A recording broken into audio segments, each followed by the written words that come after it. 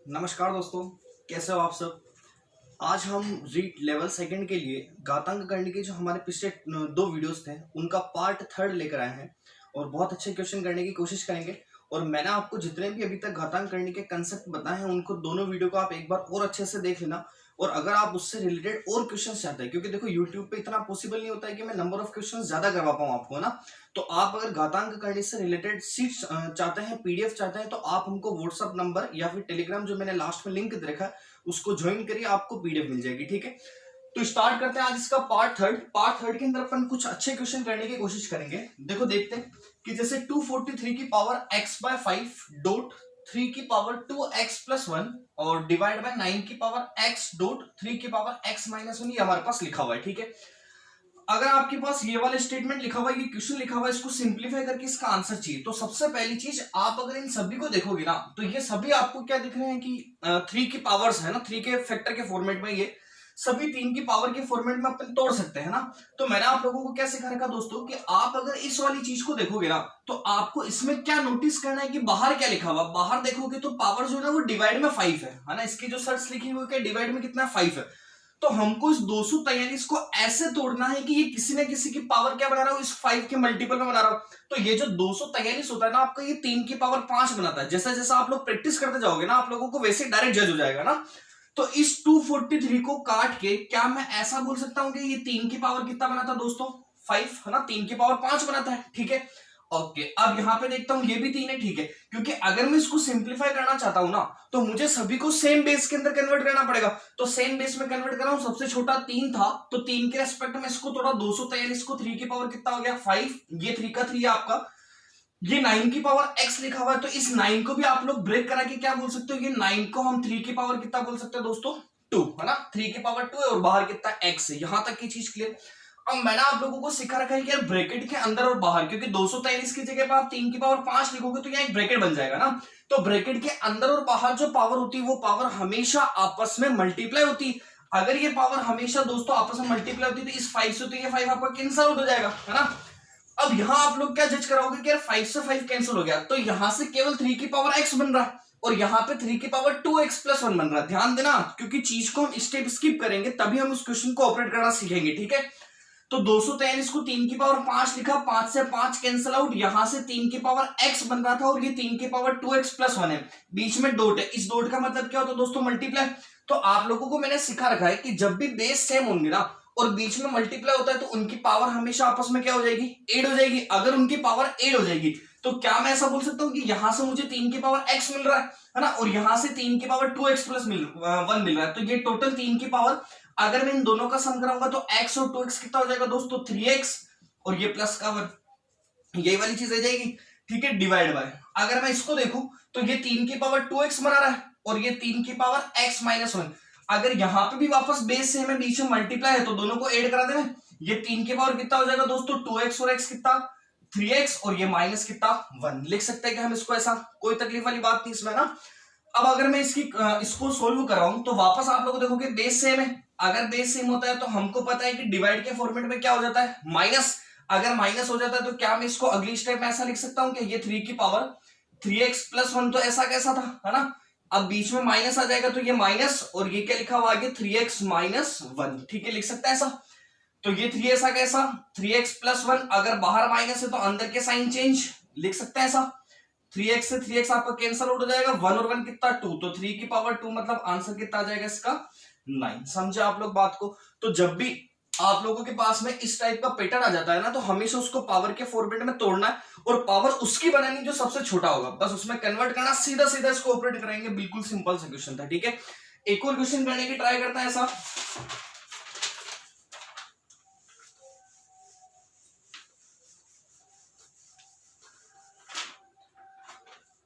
देखो एक और क्वेश्चन लेते हैं इसका ऐसा ही, बहुत अच्छा क्वेश्चन। 2 की पावर x+4 माइनस 2.2 की पावर x डिवाइड बाय 2.2 की पावर x+3 प्लस 2 की power -3 is equal to question mark. ठीक है, ध्यान देना बच्चों इस चीज पे।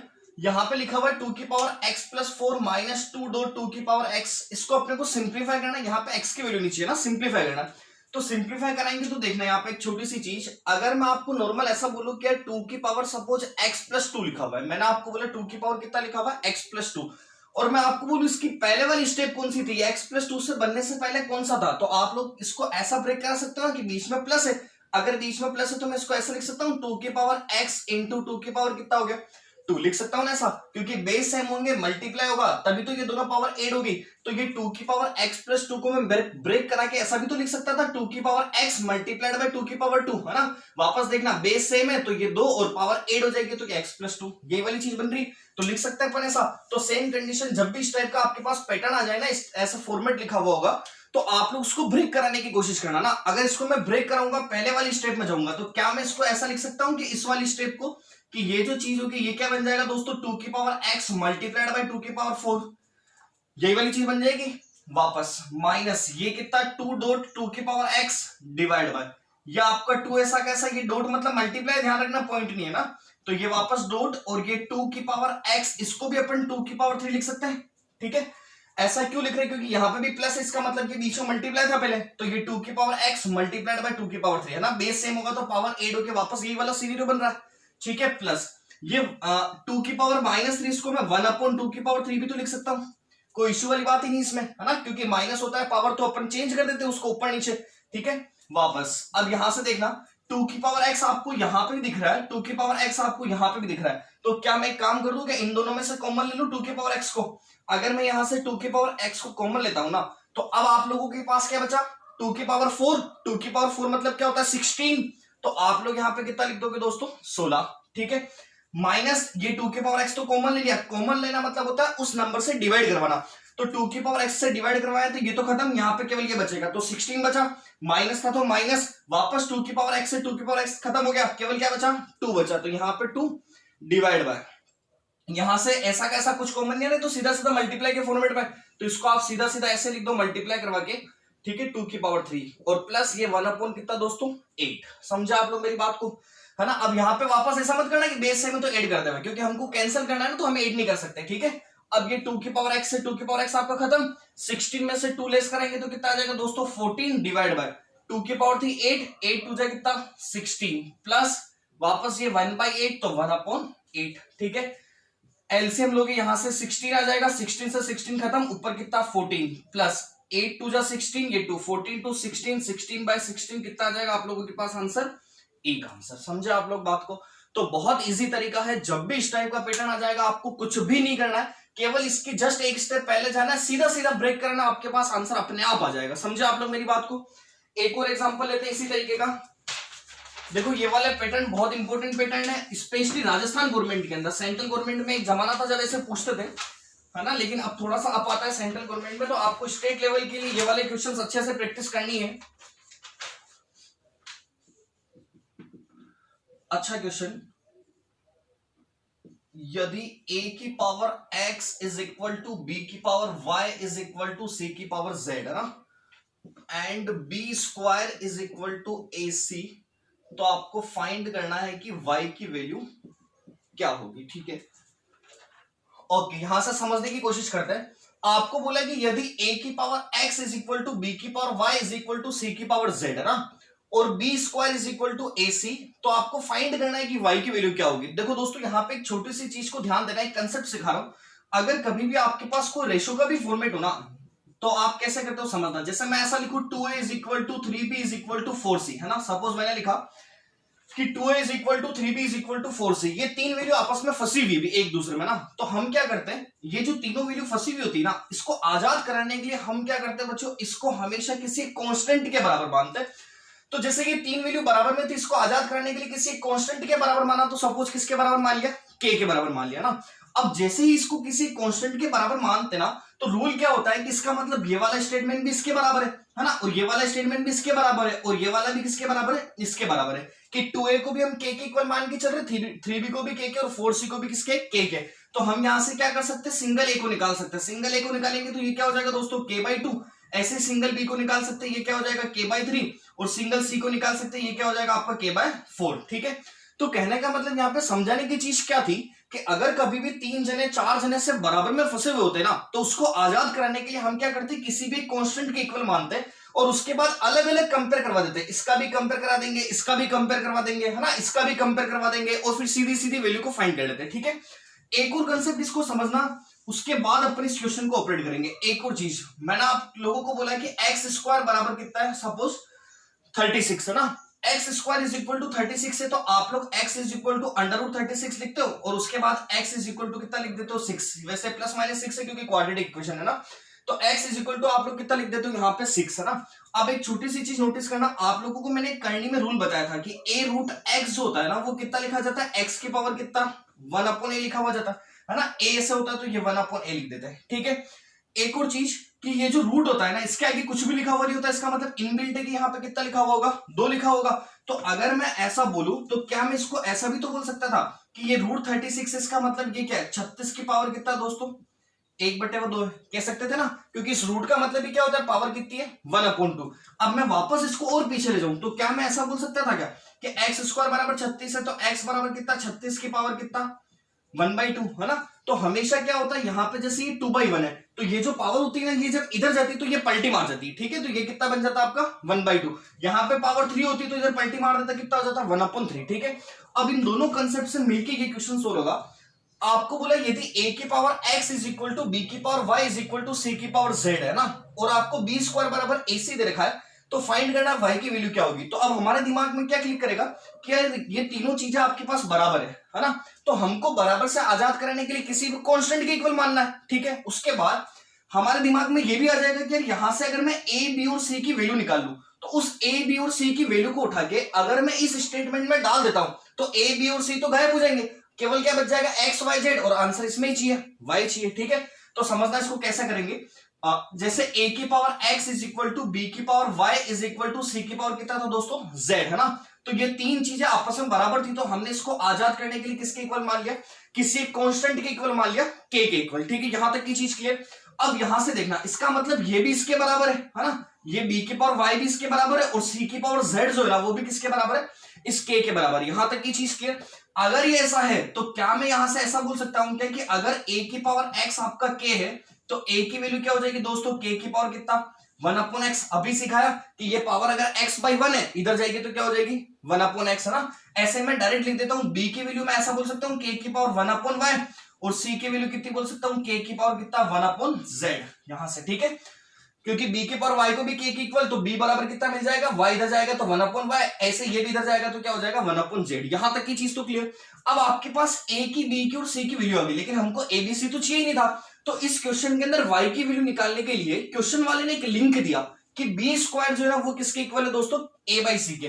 तो आप लोग यहां से काम कर सकते हो क्या कि अगर b स्क्वायर आपका ac के इक्वल दे रखा है तो क्या मैं एक काम करूं क्या b की वैल्यू को रिप्लेस करवा दूं, b कितना है k की पावर 1/y है ना, डायरेक्ट लिख रहा हूं कि अगर मैं b की जगह k की पावर 1/y लिखता हूं तो बाहर 2 है, तो आप लोगों को पता है ये 1/y फिर बाहर 2 होगा तो ब्रैकेट के अंदर बार पावर मल्टीप्लाई होती है, तो मल्टीप्लाई होती है उसको आप लोग ऐसा लिख सकते हो ना, ये k की पावर कितना बन जाएगा 2/y है ना, 1/y अगर 2 से मल्टीप्लाई हो जाएगा तो कितना हो जाएगा 2/y। ठीक है, ऐसे इसको देखते हैं। अगर मैं a की जगह बात करूं तो a कितना दोस्तों 1/x, ये k की पावर 1/x, c की जगह 1/z, बीच में मल्टीप्लाई है तो मैं डायरेक्ट ऐड करा सकता हूं कि 1/x प्लस 1/ कितना हो जाएगा z, लिख सकते थे ऐसा।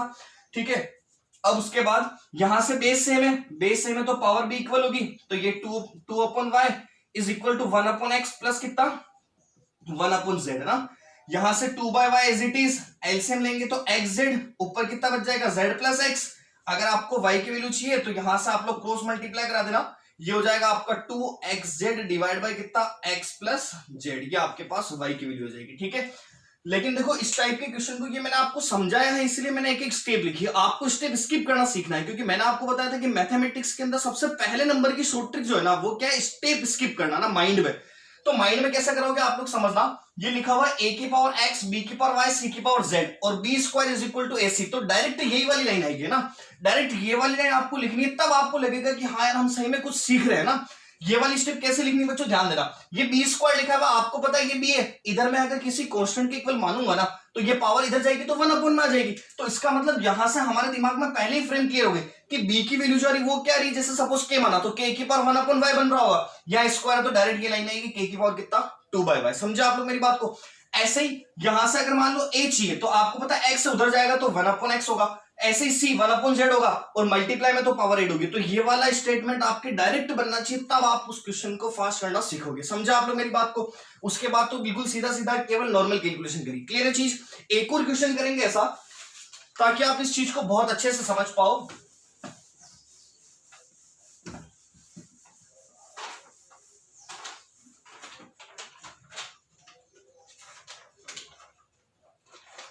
स्टार्ट अगर हम क्वेश्चन पे, बहुत प्यारा क्वेश्चन।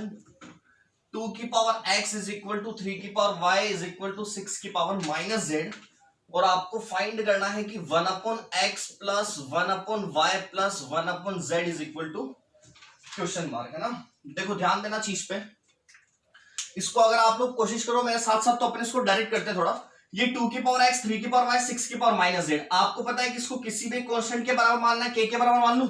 अगर ऐसा मानूं तो यहां से मैं डायरेक्ट लिख रहा हूं, 2 की वैल्यू कितनी आ जाएगी, k की पावर 1/x, 3 की वैल्यू कितनी आ जाएगी दोस्तों, k की पावर 1/y, और आपके पास 6 कितना आ जाएगा, k की पावर -7 चला जाएगा, कोई तकलीफ वाली बात नहीं है ना। माइनस है तो उधर भी चला जाएगा, उसके साथ कितना हो जाएगा, -1/z, ठीक है। लेकिन पिछले वाले क्वेश्चन में क्या था, आपके पास ऐसा करने के बाद एक लिंक दे रखा था b² बराबर ac, तो आपने वैल्यू उठाई a b c की, उसमें फाइंड कर, मतलब उसमें पुट कर दिया, आपके पास आंसर आ गया। लेकिन अगर मैं इस क्वेश्चन को देखूं ना, तो मुझे लिंक नहीं दे रखा है, डायरेक्ट वैल्यू पूछी है, तो आप लोगों को लिंक इस क्वेश्चन से क्रिएट करना पड़ेगा। अब क्रिएट कैसे कर सकते हैं समझना। आपको क्या दिख रहा है, 2 × 3 कराता हूं तो 6 बन रहा है क्या, और मल्टीप्लाई में तो करना ही है, क्योंकि हमको मल्टीप्लाई होगा तभी तो वो बेस सेम होकर पावर 8 होगी, है ना। तो यहां से मैं लिंक नहीं दे रखा था, तो खुद से क्रिएट कर रहा हूं कि 2 × 3 इज इक्वल टू 6 लिख सकता हूं, कि 2 × 3 कराऊंगा तो 6 मिलता है ना।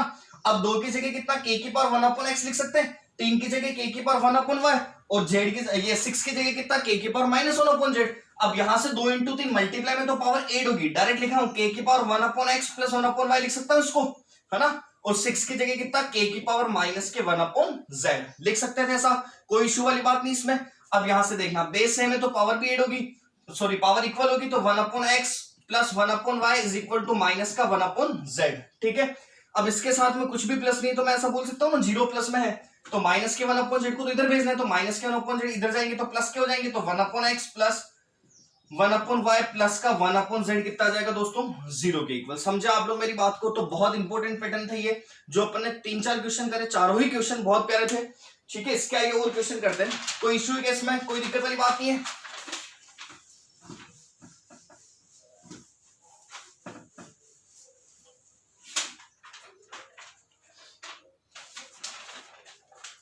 नेक्स्ट, √3 क्यूब रूट ऑफ 4, एक 4th रूट ऑफ 6 और एक 6th रूट ऑफ 8, इसमें से आपको यह बताना है कि बड़ी संख्या कौन सी है, ठीक है।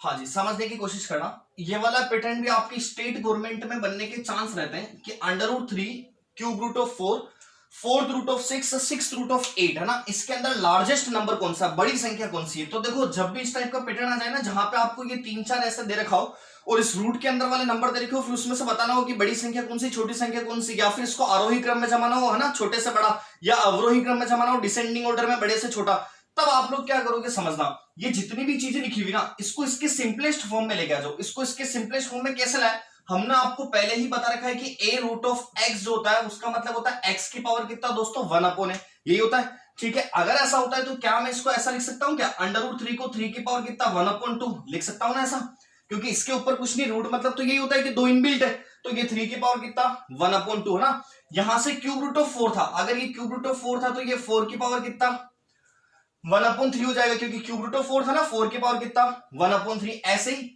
ये 4th रूट ऑफ 6 था, तो ये 6 की पावर कितना दोस्तों, 1/4, और 6th रूट ऑफ 8 है, तो 8 की पावर कितना, ये 1/6, है ना। क्योंकि यहाँ पर रूट के आगे अगर कोई नंबर लिखा हुआ होता है तो उसके 1/, के फॉर्मेट में चला जाता है। तो आप लोगों को यही करना है, जब भी इस टाइप का कंसेप्ट आए तो उसको 1/, के फॉर्मेट में आप लोग लिख देना। ये 1/, के फॉर्मेट में लिख दिया, है ना। अब आप लोग क्या करना, समझना चीज को, 1/, के फॉर्मेट में लिखने के बाद ये जो फ्रैक्शंस बन रही ना ऊपर, इस फ्रैक्शंस को अपने को हटाना है। क्यों हटाना है, क्योंकि मैं 3 की पावर 1/2 सोल्व नहीं कर सकता ना, करूंगा तो भी पॉइंट में आएगा 1.732, आपको याद रखना पड़ेगा। इससे अच्छा आप इसको सिंपल करने की कोशिश करो कि ये फ्रैक्शन अपन हटा दे सबकी। अगर मैं सबकी फ्रैक्शन हटाना चाहता हूं ना, तो जब भी 2 या 2 से ज्यादा नंबर होते हैं ना, उसको मर्ज करके आपको हटाना है, तो हम क्या करते हैं, हमेशा एलसीएम ले लेते हैं। तो आप लोग क्या करोगे, यहां पे इसके डिनोमिनेटर का एलसीएम ले लोगे। अगर मैं इसके डिनोमिनेटर का एलसीएम लेता हूं ना, तो क्या दिख रहा है, 2 3 4 और 6, अगर इसका एलसीएम लेंगे तो 12 आ रहा है, ठीक है। तो 2 3 4 और 6 का एलसीएम ले लेंगे, हम लिख देते हैं यहाँ पे कि हमेशा इसके जो आपके पावर बन रही होगी इसके डिनोमिनेटर का आपको एलसीएम ले लेना है। तो 2 3 4 और 6 का एलसीएम लोगे आप लोग, तो आप लोगों के पास कितना आ जाएगा, 12 ना। तो जो एलसीएम आएगा उसको मल्टीप्लाई करा दें, ये 12, ये आपका वापस 12, ये भी आपके 12 से मल्टीप्लाई, ये भी आपका 12 से मल्टीप्लाई, ठीक है।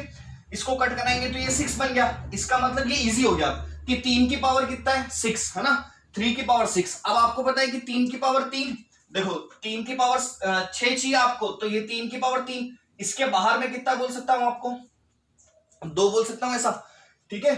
आपको यहां से 2 की बिल्कुल 6 बच रहा है ना, 3 की पावर 6 चाहिए, तो ब्रैकेट के अंदर और बाहर क्या होता है, आपस में पावर मल्टीप्लाई, है ना। तो इसको अपन ऐसा लिख सकते थे ना कि 3 की पावर 3 है, बाहर 2, तो 3 की पावर 3 कितना होता है दोस्तों, 27, और 27 का स्क्वायर कराएंगे तो कितना होता है, 729। तो ये आपके पास कितना हो जाएगा, 729, ठीक है। यहां से एक बार ये 3 बार 6 की पावर 3 कराएंगे तो ये हो जाएगा आपके पास 216, ठीक है। यहां से एक बार 4 बार, तो 4 की पावर 4 कराते तो होता है 256। जैसे जैसे प्रैक्टिस करते जाओगे अपने आप ये चीजें आपको आती जाएगी। ये 6 से 1 टाइम, ये 2 टाइम, तो 8 के पावर 2 कितना हो जाएगा दोस्तों, 64 ना। अब आपको चाहिए कि सबसे बड़ी संख्या, तो इन चारों में से बड़ी संख्या कौन सी दिखी, 729। ये 729 किससे मिला था, इस स्क्वायर रूट ऑफ 3 से, तो इसका मतलब आपका आंसर क्या हो जाएगा, ये स्क्वायर रूट ऑफ 3 सबसे बड़ी संख्या। समझे आप लोग मेरी बात को। तो कुछ भी नहीं करना था, सिंपल सी चीज थी, इसको सिंपल 1 के फॉर्मेट में ले आओ, उसके बाद जो उसका डिनोमिनेटर बचता है आप लोग उसका एलसीएम ले लो और उसको सीधा सीधा सभी से मल्टीप्लाई करवा दो। सिंपल कराओगे तो आपके पास अपने आप वैल्यू मिल जाएगी, जो बड़ी होगी वो बड़ी संख्या और जो छोटी होगी वो छोटी संख्या, ठीक है। एक और एग्जांपल करते हैं इसी तरीके का।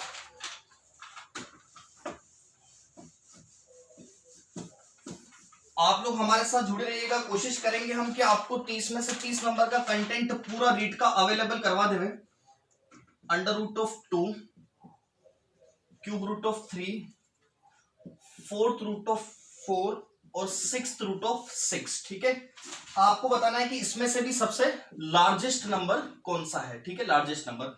तो अंडर रूट 2 है, इसको क्या लिख सकते हैं अपन, 2 की पावर 1/2 लिख सकते हैं, है ना। तो इसको अंडर रूट 2 को अपन क्या लिख देंगे बच्चों, 2 की पावर कितना, 1/2। इसको क्यूब रूट ऑफ 3 को 3 की पावर 1/3, ये फोर्थ रूट ऑफ 4 को 4 की पावर 1/4, 6th रूट ऑफ 6 को 6 की पावर कितना, 1/6, ठीक है। डिनोमिनेटर को देखना है 2 3 4 और 6। ध्यान रखना इस 2 3 4 6 को नहीं देख रहा हूं मैं ना, मैं इसकी जो करनी है अपनी सर्च से पावर है उसको देख रहा हूं। ये 1/2 1/3 1/4 1/6 है ना। तो इस 2 का 3 का 4 का और 6 का, तो इस 2 3 4 और 6 का अगर हम एलसीएम लेते तो कितना आता है बच्चों आपके पास, 12।